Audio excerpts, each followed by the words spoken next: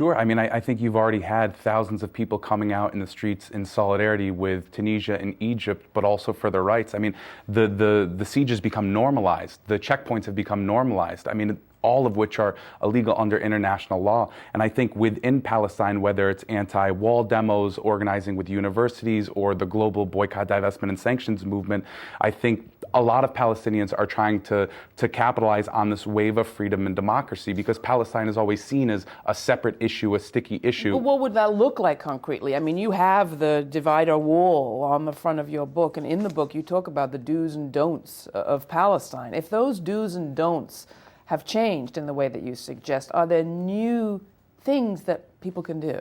I mean, I think what has been good about so many Palestinians is that they've been reframing the debate. This is about a people's freedom. It's about a people's movement, and they need to keep bringing that back to the table. I mean, this notion that, I mean, what did they use as the excuse to keep Mubarak in power? Oh, the Muslim Brotherhood and all these other variables, and we can't really have freedom and democracy for people. I mean, this is the ideology and the line by dictators, despots, and unfortunately imperialist Western governments in Israel. I mean, if you look at what the U.S. has done to Iraq, Afghanistan, Pakistan, Yemen, and Somalia, this is in line with that kind of hegemonic policy. And I think there are so many Egyptian protesters that came to the streets that were also expressing solidarity with the Palestinian people. And the Egyptian streets have always been with the Palestinian people. And I think highlighting that, and not just a transition to another Mubarak authority, but to say that the siege on Gaza has to be lifted today. This is about a people's movement and a people's freedom.